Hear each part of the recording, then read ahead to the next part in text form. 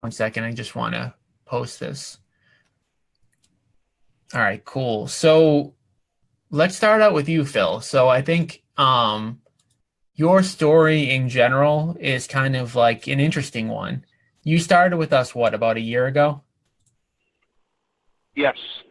Was it a year or was it more than that? No, it was a year and a month. I started in January, the first week of January of last year.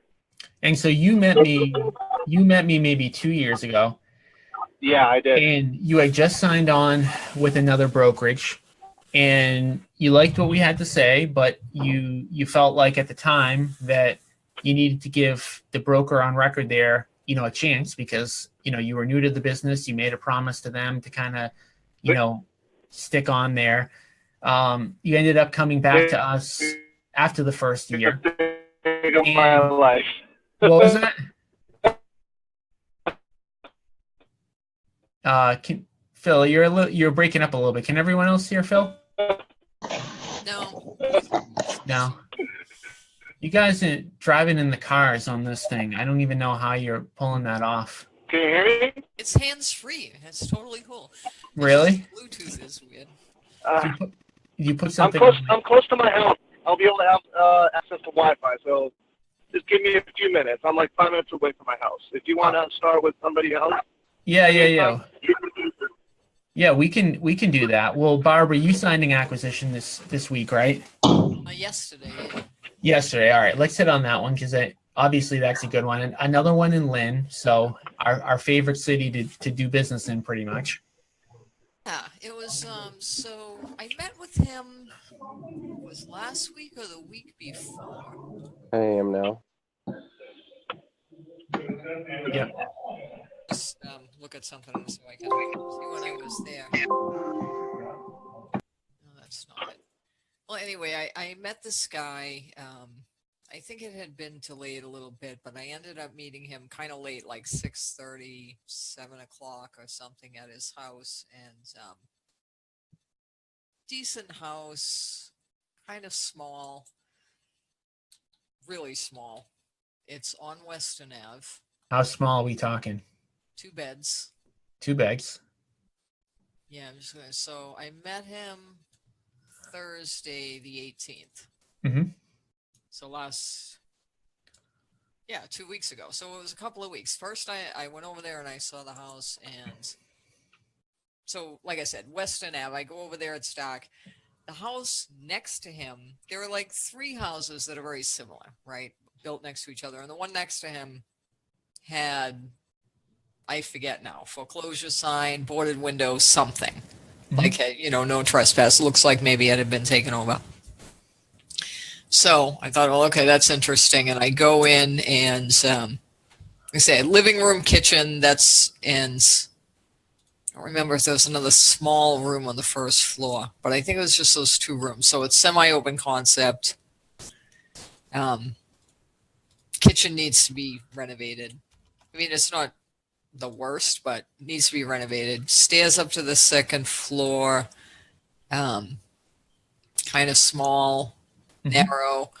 At the top of the stairs, there was like a small area where maybe you could have a desk, and then just the 2 bedrooms. So, and the bedrooms, small to medium best. So basically a full renovation on the inside. The bathroom was in bad repair.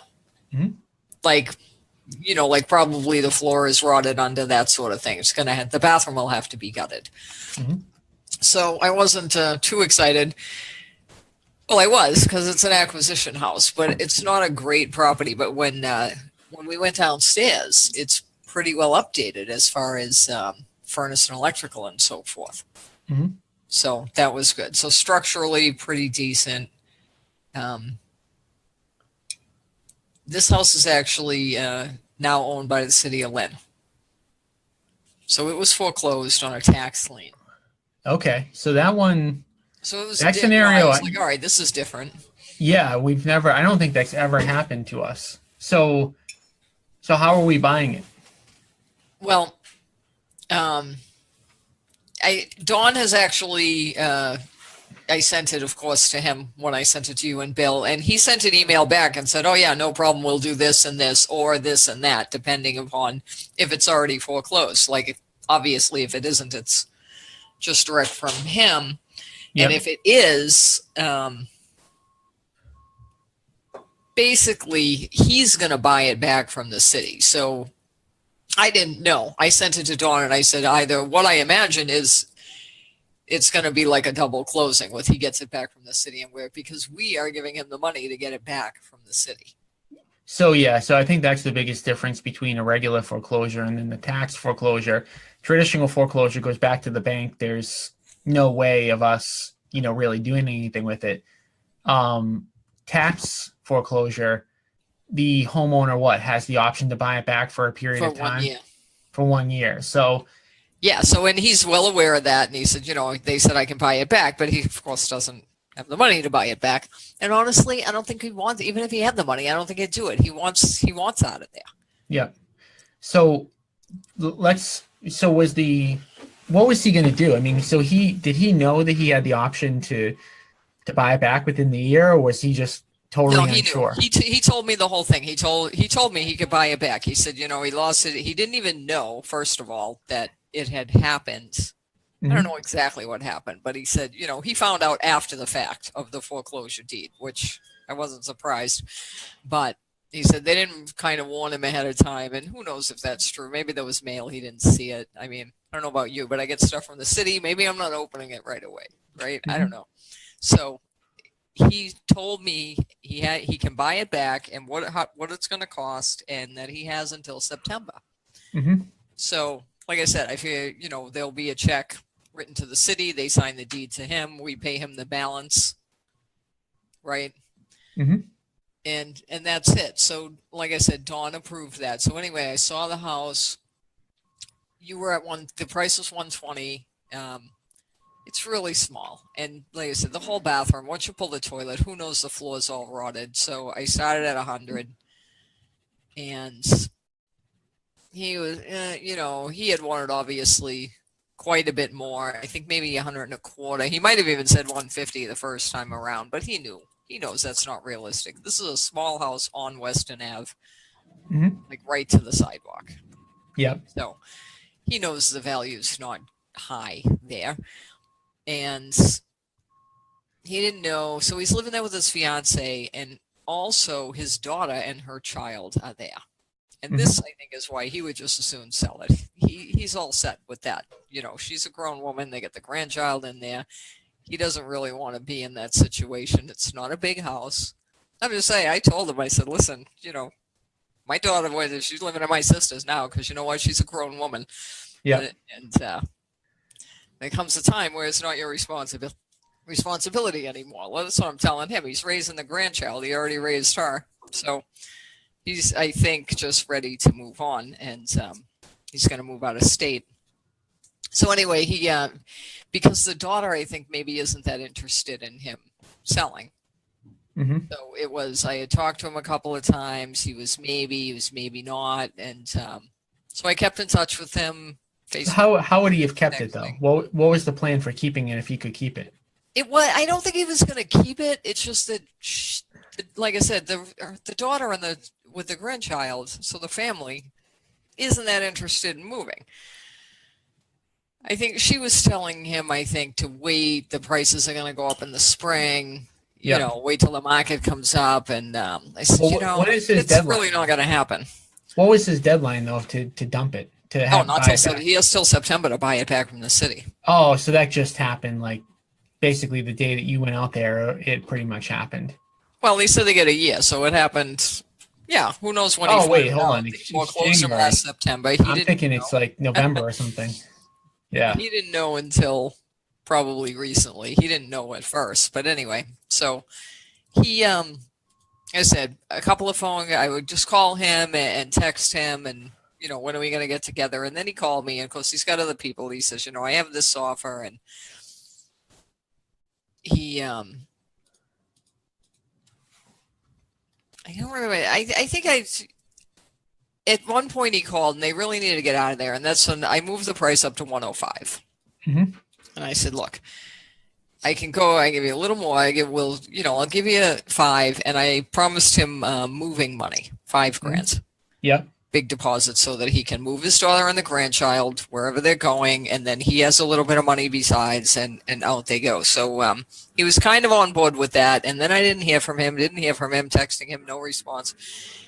Gets back to me, or he get back in touch with me over the weekends, maybe Friday, and he says, "Well, I have another offer," and somebody offered. He says, "I got a couple offers," and this guy offered me 109, right? Because our offer was 105, so he's shopping it. He got 109, and then the other guy came back and said he'll give him 111. I said, "Look, now we're just nitpicking." Yeah. I don't know, like $1,000, $2,000. He said, "I know," and he said, and I don't want to do. He says, "I want to go with you because in the beginning I told him whatever their time frame is fine. People always really appreciate that. I said, if you want to go now, great. If you want to go in May, fine." And he actually wants to go now. He wants to close like end of the month, if not sooner. And so when he called me back and said he had 109 and then the other guy at 111, I said, "Look, we're at 105. I'll go to 110. I said, "But that's it. I'm not going back and forth with this $1,000. I said, "We'll go 110 and you'll get the 5,000 deposit to move." But pending our investigation of the deed. So I met with him yesterday morning and signed the contract on a $100 hold, first deposit, and told him, so it says, additional deposit $5,000. I just wrote upon review of deed because I didn't know exactly what Dawn was going to do. Yeah. So when Dawn says, "Yeah, go ahead," we can give him that money up front when all the paperwork is in place. So I told him that it should only be a few days. So what do you think the numbers on that one are, the after repair value, if you had to guess? 2 to 2.25, 220 really. 220. Okay. I mean, maybe it's 250. I don't know what the report says. It's not a lot. I'm just curious what you think. It has a driveway and it has a yard. Yep. So, yeah, 220, maybe only 200. I'm going to pull the CMA. And what's the condition on a scale of 1 to 10? It's at least a 6, I think. Okay. And what do you think it would sell for as is right now? 150. Okay. Maybe 160. Okay. So pretty much standard deal. I mean, this is like almost as kind of vanilla as you get because we're going to be able to put in, a little bit of money and either sell it, purchase price is 110, maybe put in 30 or 40 and sell it for 210, 220, somewhere in that range, or just close on it, clean it up, and maybe sell it for 150, 160. So not a home run deal, but obviously it's in a market that we like a lot, kind of like a blue chip market in terms of just resellability is really easy in Lynn because the price points are low. There's a lot of people who can't afford to buy houses right now. So it's definitely a market that we like. So the ARV on the CMA is much higher. It's like 260. I don't see it. Well, yeah, of course. We're just doing kind of desktop analysis, which is, obviously why we rely on you guys when you go out there to kind of make a decision on, should we go higher and should we go lower? And obviously on that one, you made the determination after going through it that my original offer was too high. You tried to get it for $20K less. We ended up kind of meeting in the middle. Right. So yeah, the retail price on it is 218, and I think that's really kind of the ARV. Maybe it's 230. Yeah. It does have a driveway, so even though it's on Western Ave, that's a big bonus in that neighborhood. The thing that we always like and we always kind of get more value out of is like when you're putting something on the market at the low price point level, sometimes you get people to bid a little bit more than they should because there's just not a lot available for sale. Like if you look at Lynn right now for single families for 200,000, I mean, I don't even know like what you would see. No, there's nothing. Yeah, I mean, Nothing. I'm actually curious. I'm on MLS now just to see what's even available. And that's kind of like one of the the big factors, because if there were 20 houses available, it would make a big difference. So let I me put one on Lynn at 250, and it has, I don't know, on Zillow the first day it went to like 1,000 views or something. Yeah, the cheapest house in Lynn right now is listed for 154. Wow. And this one is a rare property. So, it's behind another house. And this one is a disaster. Not condition wise, it's a messed up looking house. And then the second is 199. And this one also might be a rare house because it's 99 and a half Chestnut Street. And Chestnut's a busy street too. And then the third highest one is 209. So, yeah, I think we'll get 220 on that one, because I think if it's cleaned up in the bottom of the, in the barrel, I think we'll be in good shape. But I mean, that could be a rental grade retro renovation, even though you're selling it. Yeah, right. That's what I'm saying. Because if we could put this on, say we put a little bit of work into it and getting on at 199, I think that would be a great price point for a property like that. But all right, Phil, are you back? Can you talk to see if we can hear you? Yeah, I can hear you. All right, cool. All right, so let me swing back to you to kind of, go back. So you met me 2 years ago. You were working with another broker, kind of gave that a shot. Came back, said, basically I'm ready to kind of give it a go with you guys. Were you mojo dialing right out of the gate, or did it take you a month or a week or 2 weeks to get kind of going? It took me a little bit to get my feet wet, because I've cold called before, but never at the volume that we do here in Cameron. So at the beginning I was kind of scared because I was afraid of no's. Yeah. And insults and all that, but it just doesn't affect me anymore at all. So I'm obviously kind of seeing this at from a distance, but what got you past the point where you were just like, screw it, I'm going to pretty much hit my hours every single week and that's the end of it? Was there any moment that got you kind of past the point of, either being scared or just kind of being frustrated with the process? At no point in time I was frustrated. It was just a habit that I had to make it. I had to make it a habit. This is the way. This is the only way I'm going to get appointments. This is the only way I'm going to listen. This is the only way I'm going to eat. So either you suck it up or go work at McDonald's, like Jordan Belfort says. Well, Eric's not doing his hours, so I think he just decided to starve. He made the conscious decision he would rather starve.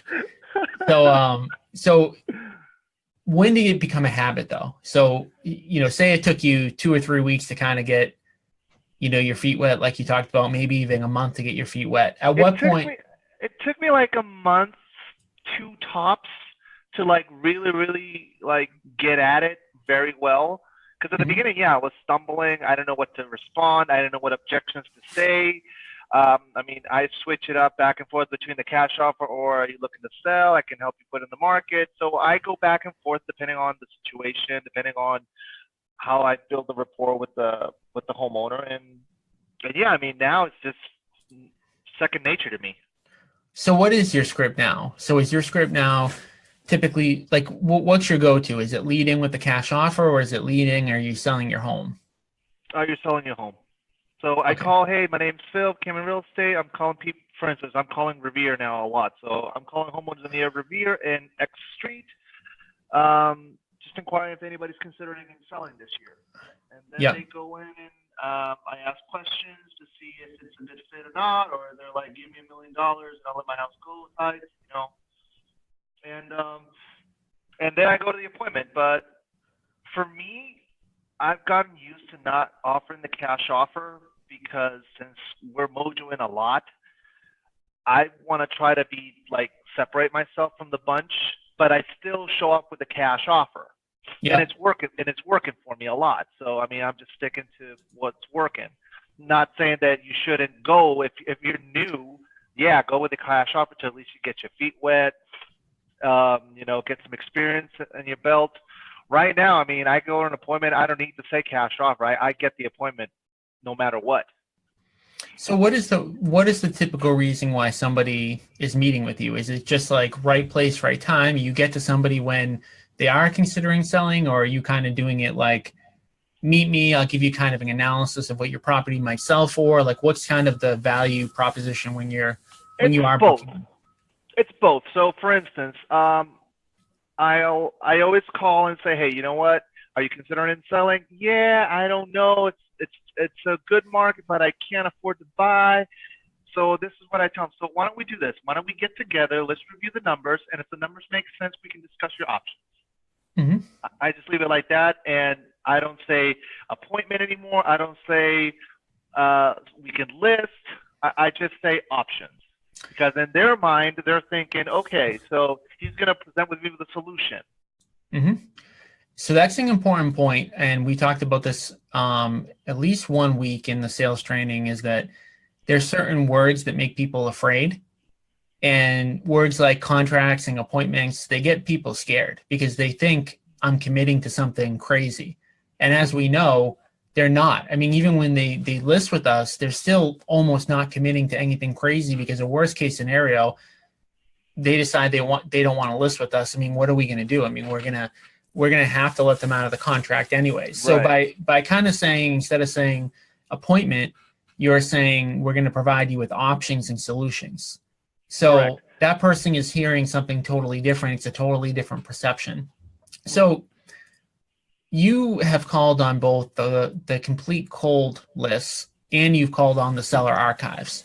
Now, when you're saying that you're hitting Revere a lot recently, I'm assuming you're hitting those are cold lists, right? Yes, I'm only hitting cold lists now.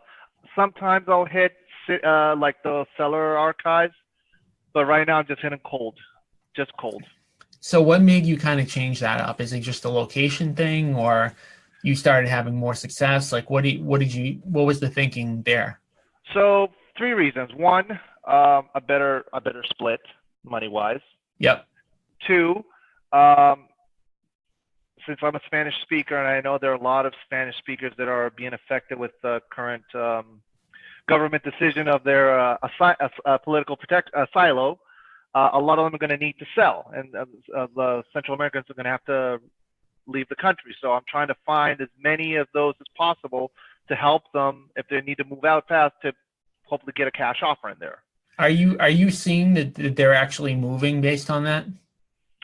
There are a lot of people in the Hispanic community that are freaking out. Yes. Okay. I'm seeing it. I haven't run into anybody yet, but I know there are a lot that are like worried. So that's why I'm trying to attack as many Revere a lot as possible, Lynn, Chelsea, East Boston, as much as I can to, I mean, it's business. I mean, it's opportunity, And third, I love the hunt now. I like that. Love it. I love it. I just love the thrill of the hunt, because, yeah, less chances of getting an appointment, even better for me now, because now it's fun for me. Yeah. It's just fun. Well, I think there's pluses and minuses of the cold list versus the seller archives, but definitely an advantage besides the splits are that less people are calling them. Right. So you're going to have a little bit less competition, because people are typically hitting the seller archives, because the seller archives are, pound for pound, the seller archives are going to give you more appointments. Now you may get an appointment in the seller archives in Fitchburg, which you may not want, but you're going to get more appointments. But on the cold list, I'll still do seller archives once in a while. I'm not out of it completely, but what I do is maybe 60 or 70% of my mojo time is cold, and the 30% is warm leads. So what are you seeing in terms of like how many hours do you need to spend on a cold list in order to book one appointment? 2 to 3 hours almost. Okay, so that's pretty good. I mean, basically you can put in, 2 to 3 hours is basically like one call session. So you can book one appointment per call session, roughly. Right. Was the one, and not just on, but also on the FUB. I mean, I'm also following up with the FUB. I'm trying to get at least one appointment a day. I mean, if I can, I mean, as you know, I mean, it's a numbers game, and it's still, I mean, it's still winter, so a lot of people are still like, oh, springtime, springtime. So I know that my numbers now are low, but as it gets warmer, they're going to be going higher. Yeah. So, was the Revere deal that you just locked up completely cold? Completely cold. That's awesome. Yeah, because I was looking, I was like, where the hell did this lead come from? Because it's rare that happens. It's very rare that like, you know, we're buying a house that I don't have anything to do with, which is nice. That's the list you gave me last year of multis. Yeah. So I'm just attacking that as hard as I can now, and I got a listing out of a 3-family out of that list, and I got the warehouse with Bob Gillette on that list also, and I got this acquisition for you. What's going on with that Everett thing? With Everett, today we're actually showing it at noontime to a potential buyer. Yeah. Hopefully we get an offer on it. I mean, we know it's overpriced. I mean, unfortunately the owner of the property passed away recently, and his son is now in charge. So hopefully he'll, I mean, if he wants to get rid of it fast, hopefully he'll take an offer, but we'll see. I mean, Bob and I we're working on it.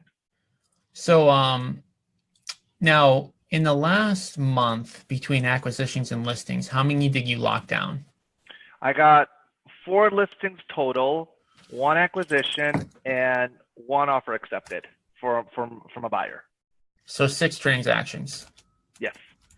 Okay. And the buyer one, did that have anything to do with Mojo or no? The buyer, no. That was the Saratoga deal.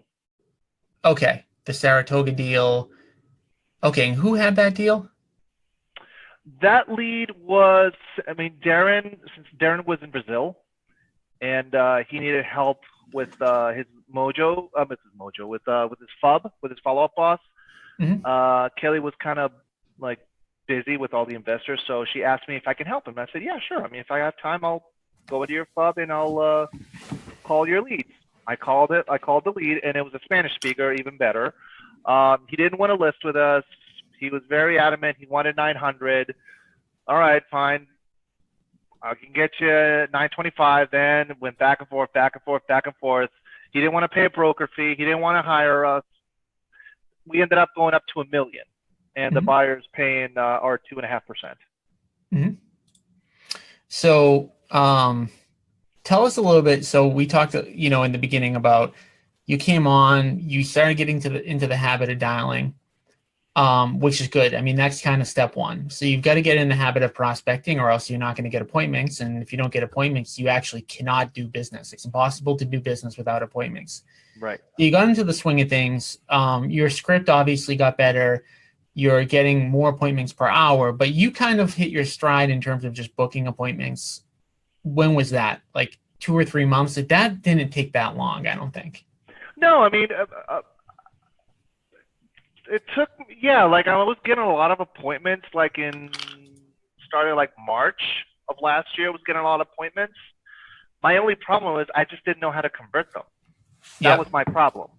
And since we started the training with Tony, plus, like I told you, I mean, just a little bit of training myself, the books that you gave us, Go for No was, that made me click right there.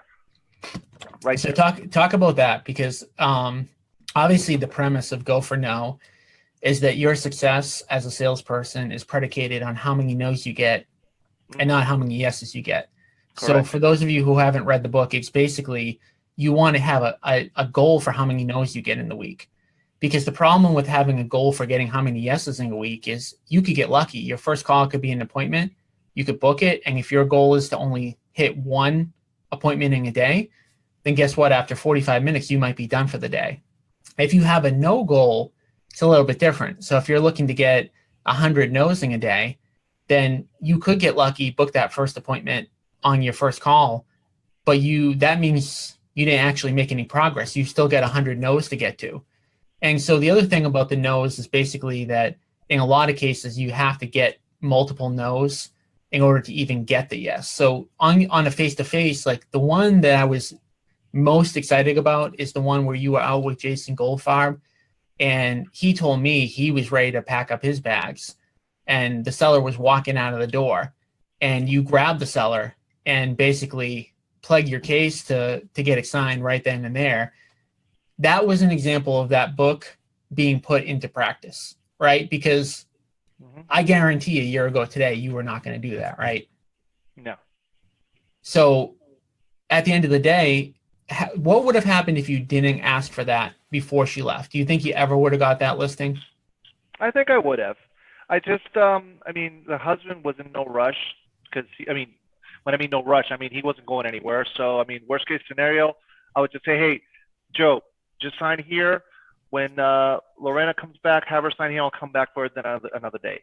I've done it before. So, I mean, as long as I know that they're committed, I'm not worried about it. If it's somebody that's in the fence, probably I would have pushed it. You know what? Just sign here, here, here, and that's it. And that's how we did it. So, Lorena, you got to go. Okay, sign here, here, here, here, here. I'll explain everything to Joe. Don't worry about it. We got you covered. Boom, done.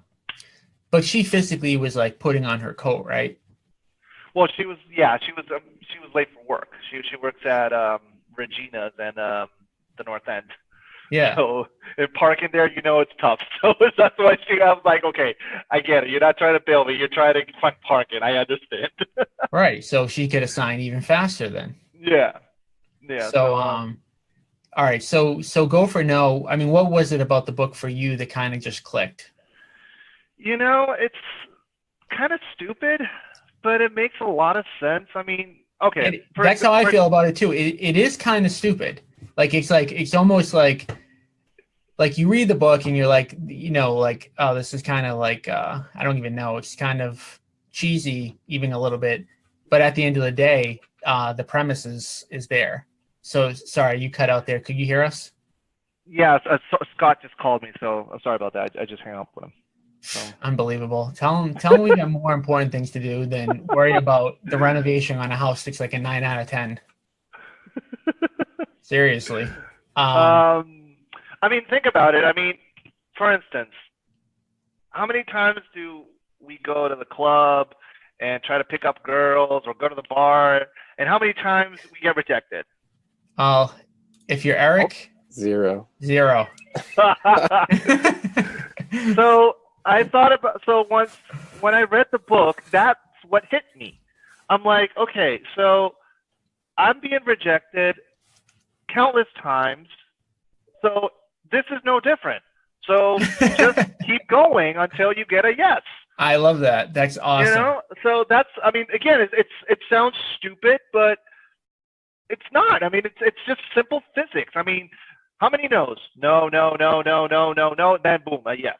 And another thing that clicked me is when we did that role play, and I know you did it on purpose. You gave Antonio the 10 no's.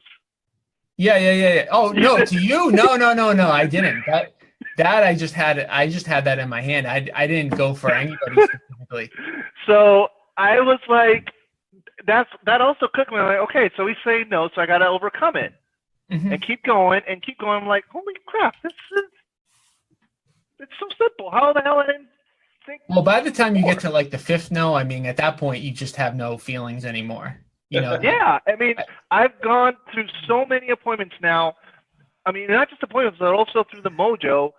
And they say no, maybe, yeah, and I keep pushing until they say either they agree to meet me or at least allow me to call them back for a nurture. So, I mean, I keep pushing for something. Now, do you ever, because I mean, I think the biggest thing that people kind of struggle with that is like, do you ever feel like at this point that you're being too pushy? Not necessarily, because I know now when to be and when not to be. Because, again, it's all about asking the right questions. I mean, are you in the point of your life where you're thinking about selling? Do you need to sell? Do you need to downsize? Do you need to relocate? I mean, for instance, Roberta and Revere, she needs to downsize because she's moving to a senior housing. So, okay, you need to ask the right questions because it's better to pre-qualify them now and get it coming on the phone than later go into the appointment and get nothing. So I'll give you another example. So I was supposed to go to Brockton on Sunday with Giovanna for a lead that we got, but he was so adamant that I want to cash out for 300. I want to cash out for 300. I want to cash out for 300. And he was a Spanish speaker. I called him back and said, you know what? I'm not going to waste your time. I'm not even close to 300. You want to sell? It doesn't sound like you want to sell. There's 103 properties active right now in Brockton. So, I mean, the numbers are not there. So I called it off. So again, you got to pick your battles. I mean, some appointments are worth them. Some, you know what, just I'd rather keep on mojoing on that day. Mm-hmm. You know, so you just have to you have to ask the right questions when you're mojoing to see if it's the appointment you're gonna get something out of it, or you're just gonna go waste your time. Yeah. I think you might have been doing a little bit of that in the beginning, just based on like when we were in the objections and rebuttals. I think there were appointments, just from my perception, and again, I don't really know, what you do per se on everything, but it seemed like there were some appointments, the objections you were getting were almost like they really weren't even remotely considering selling in a lot of cases. So I think obviously you kind of figure that out. So it's a combination, obviously, of a few things. So, you're hitting your hours. So that's kind of step one, hitting your hours. You adopted the go for no mentality. So you're not afraid of getting no's anymore. You're qualifying better on the phone. And then the last piece that we haven't talked about, which I'm sure has made a huge difference, is, the productivity coaching that we do with Tony every single week. It's definitely not a coincidence that since we've started doing that, your numbers have started to improve even faster. So hit on some of the high points of like how that's been so far. It's I go to the appointments now, and like Tony taught us, just your best thing to do is just analyze the room where you're at. So that's going to determine if they're a sports fan, or they like movies, if they have a guitar, if they have paintings or pictures, if they travel to Europe or Asia or wherever. So building rapport out of what you see in the house. Mm-hmm. And that's what I've been doing. Sometimes it's a little hard, especially with senior citizens that, for instance, with the one in Revere that I went with Eric, I couldn't find nothing there, but at least we built good rapport with the lady. Yep. But yeah, that's what I'm doing. And pretty much just pitching the coming soon. That I'm different. I'm in no rush to sell your house. I'm going to pre-market. I'm going to test the price. And it's working. I mean, the last appointments that I got, I got 2 listings with Jason, both in Arcadia. That was the pitch. We're going to test the market. We're going to test the price. The price has to be perfect. The one I got in Everett with Chrissy, it was a Spanish speaker, and I told him, look, you want X amount, but no problem. You want to sell it like in July or June or wherever? No problem. Let me test the market. And this is another thing that I've learned. When people say something, I just say no problem with a smile. No problem. No problem. There's no problem. And because if you think about it, everybody's going to be in the defensive side when you go visit them. And they're going to be like, okay, but I'm not selling today. I'm not selling today. No problem. And that breaks them off guard. Because Well, they're going to think that you're going to try to say something creative or to get them. No, just say no problem. I think that's a huge point there, because, I think the biggest fear with people when you meet with them face to face for the first time is like, I'm not going to be able to get this guy out of my house. He's going to pressure me. I'm going to, be fighting with him to get him out the door. And when you do that, you take them totally off guard. And, when they realize that you're kind of on their side, it makes a big difference. Mm-hmm. So what are the big takeaways? So say, somebody, is day one kind of in Cameron, if you were to kind of start over, because things have changed a lot. I mean, we've had, different support staff that we've added on. We've added on, a ton more leads and records and more space and everything. So a lot's changed. So like, what would you say to somebody that's like starting day one? Like, what would be kind of the top things that you would advise? Just get on the phone as soon as possible. Yep. That's it. Get on the phone. Pick up the phone and start dialing. Yeah. It's I that agree with simple. I agree with you, because the rest of the stuff, like if you can't do that, the other stuff doesn't even matter. Yep. And that's why, like for me, Obviously, for a season, I'm going to use Steve Amaral as an example. He's been doing like what, 15, 20 years? probably He doesn't have to mojo at all. He gets business left. He just wakes up, gets in the phone rings, and he gets listings. But that's where I want to be at that point in my career later. And we all want to be like that. We just pick up the phone and hey, how you doing? Oh, you want to say house? No problem. I'll be right there. But in the meantime, you have to build your clientele. You have to build your reputation. So the only way to do that is, prospecting. If you're going out on let's say wine tasting events or fashion shows or whatever, to meet people and socializing, great. But if you're having a hard time with that, then just dial. For me personally, I prefer to dial. I like to call. I want to get to the point right away. You know what? Are you interested in selling? Yes or no? Yes, great. No, goodbye. Move on. I think the sphere stuff is so difficult because it's such a long play for a lot of people. And that's why, like, people get mad at me when I knock it. But I think if you're day one and you're out, going to those events, just talking to people, I mean, you could have people that they may not be willing to sell for 2 years or 5 years. And that's great for your long-term business, but you've got to get from point A to point B as a new agent. I mean, you have to make enough money to survive, period. So if you can't make enough money to survive, what good is it that you built up this, sphere? And you're building your sphere. You're building your sphere anyways by going out and meeting with these people. I mean, you'll get referrals. I mean, you're kind of like just like hitting your stride now. You're going to start. Tom, I'm already starting to get referrals. Oh, you are. I mean, that's it. Yeah. I've been a real estate agent for 3 years now, and the first buyers that I had in Coldwell Banker, they're already starting to refer me. Yeah. Unfortunately, they're buyers, they're not sellers. But you know what? Never mind. I'm still working them. Well, that's today. I mean, the thing is, like, I mean, buyers are going to be what you want when the market starts to turn. So, I mean, this whole thing is gonna change pretty quickly. We don't know when it's gonna happen. It could be a year, it could be 2 years, it could be 4 years. But when it does happen, you're gonna be happy that you have those buyers, and you definitely don't want to have a completely unbalanced business because the market will change. What I'm doing in my business now is I'm focusing on 70% sellers, 30% buyers. That's how I'm doing it now. This is a mistake I made, and this is something I can share with the new agent. Don't just focus on one or the other. Focus on both.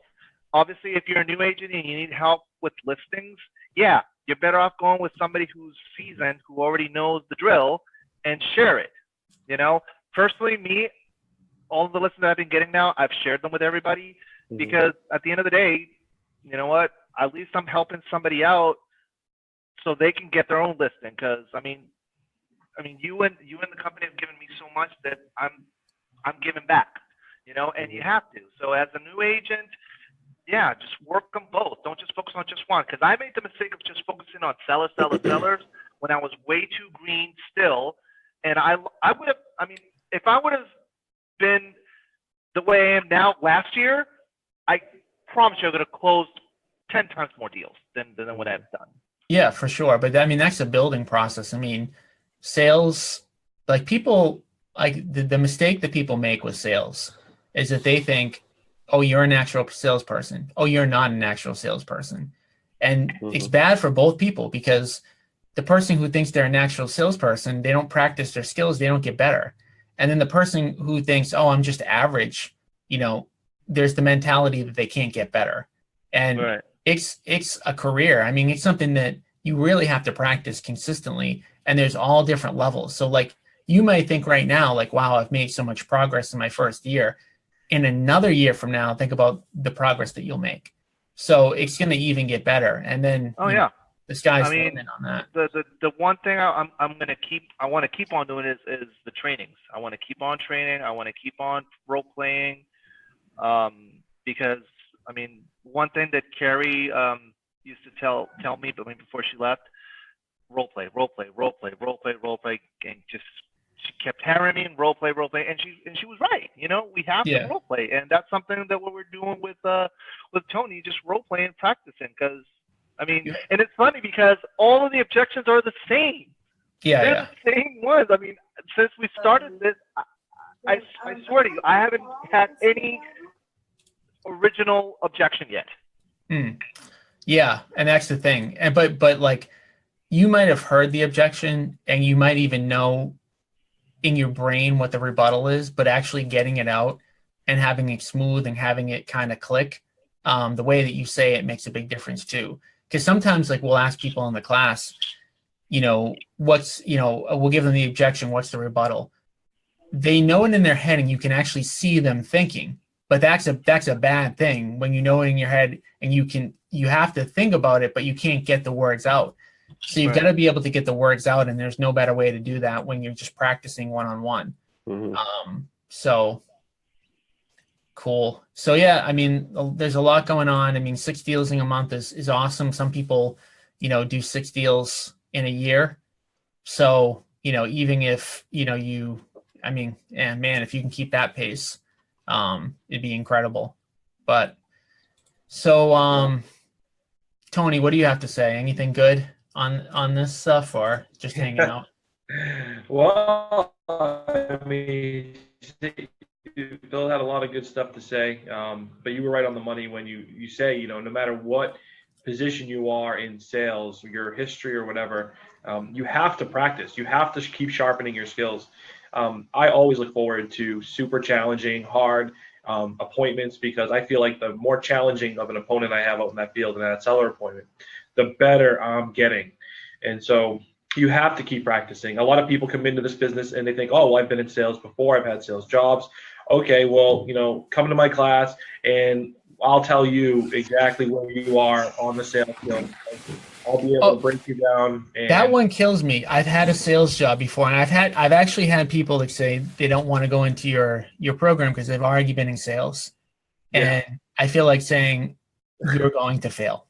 That's the kiss of death, is thinking that you already know how to do something.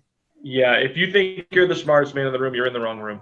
So I'm constantly trying to get better. I'm always reading up on new techniques and skills, and I'm always refocusing, and even, you know, now having this productivity program where I'm engaged with you know, a class 3 times a week, it's actually helping me get better in the field as well.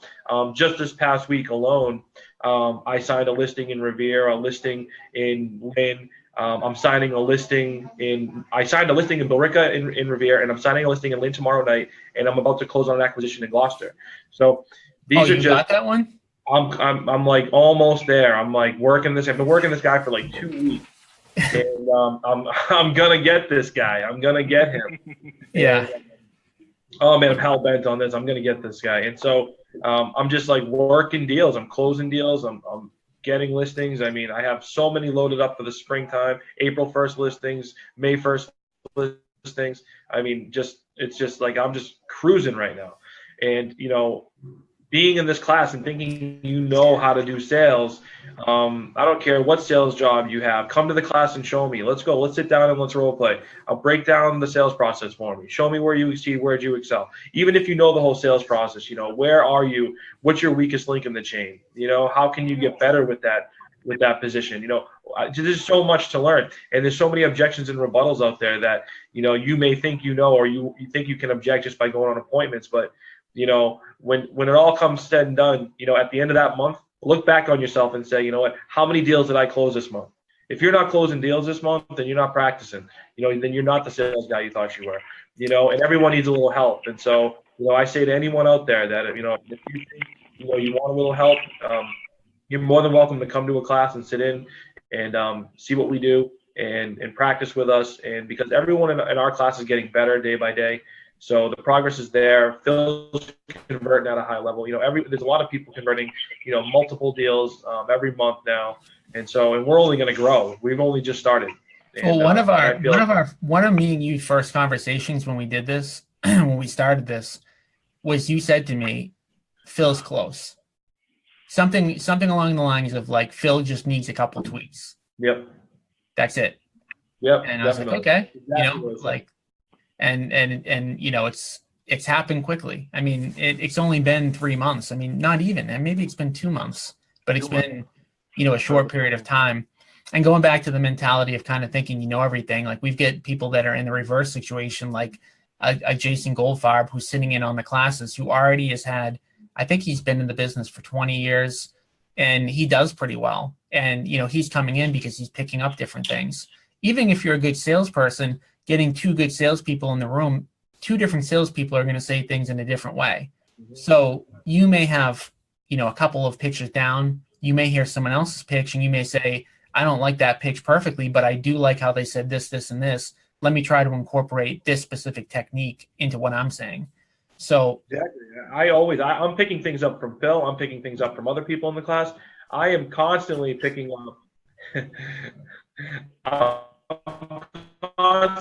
things from people in the class as we're talking, as we're just going back and forth. If nothing, you're getting, we're all networking and trying to get better. I mean, having a group of really good, talented salespeople is going to make you better, and everyone's there practicing and trying to get each other, on the same level, and just, it's just an all around great atmosphere. If you haven't been to one of our Thursday meetings, get there early because there's no seats. I mean, we are just there helping everyone. Well, you know what we're going to do now, because we're running out of seats. So we actually took the space upstairs, kind of like near my office. So what we're going to have to do, the church is moving out February 1st. Nice. So we're putting the C90 people in that space. So what we're going to actually do, and this is like kind of unfortunate, but it's going to be cool, is we're going to put you're going to end up buying the building. You're going to end up buying the building. Admit it. Oh, yeah. No, we want to buy the building. I mean, the guy won't sell to us, but that's a different story. But so what we're going to do is we're going to put the C90 people in there, but we're going to actually broadcast the Thursday meeting in there. So we're going to put like surround sound and like a big screen TV, because we're going to run out of space in that room. And it's kind of like unfortunate that there's no real way to like expand and get 100 people in the room, but we're going to make it very close to feeling like, you're actually there. So the C90 people are going to be in there. And then, so we may end up being able to fit, 60 to 65 people in total into that Thursday class. And the people that are upstairs can come down and kind of high five us after the fact. So they feel like they get the personal touch. We'll put Eric up in the C90 room. That's fine. As long as I can get an internet connection, we'll be good. Yeah. So, all right, Eric, do you have anything to kind of send us home? I mean, just kind of to add to your point and Phil's point and then Tony's point, if you're a new agent starting out, getting on the prospecting and working on that's the best place to work on your skills. You don't want to be going to these networking events, wine tastings, whatever, and failing on potentially really good leads when you don't really have your skill set built up yet. So I think that starting on the phones is definitely the best advice for any new agent out the gate. If I had done any of that 6 months ago, going out and networking, I would have failed a lot. You know what? I'm going to go out on a limb here and just say, I don't think people do business at these things. Like, no. I think it's possible to do business at a wine tasting, but it's not scalable. Like, you can only talk to so many people in that room. And so instead of talking to, Phil's probably talking to, 200 or 300 people a day. So instead of doing that, you're getting face-to-face with people, which obviously face-to-face is better, but you're talking to 5 people face-to-face, and it takes you the same amount of time to talk to 5 people as to 300 people. And who knows, somebody in the room that you talk to out of the 5 people, 3 of them might be homeowners. So you're discounting right there. And then out of the 3, the odds of them, considering selling, it's just such, I think it's the way that people did business back in, 1980 and 1970, 1960, when Bob DeVito was kind of cranking away. But, it's just so easy to connect now. I'd rather connect, in a group, on a Facebook group or something. I think it's just easier, simpler, faster, more efficient. But anyways, that's just kind of my thing. I don't think you can. I don't think you're going to be able to beat loading people into the dialer and hitting on 200 people, 300 people a day that you know own homes, that all live in the same location that you want to prospect and do business. When you show up at a wine tasting, the person could live in Worcester. Well, what if you don't want to take a listing in Worcester? So, anyways, but yeah. So I know you guys have got the 11 o'clock. I've got to get prepared. I'm heading over to Dallas tomorrow, so I'll be at my computer, but kind of away from the office until Sunday. So have fun at the 11 o'clock. What? Safe travels. Have fun. Hopefully. We'll see. Yeah, I'll have some fun. Bring us back a Longhorn. But bring us back some Texas beef. I probably won't bring anything back, but I'll just say okay. Thank you. So, all right, guys. Thank you for hopping on. All right, Tom. All right. Thank you, Phil. All right, bye.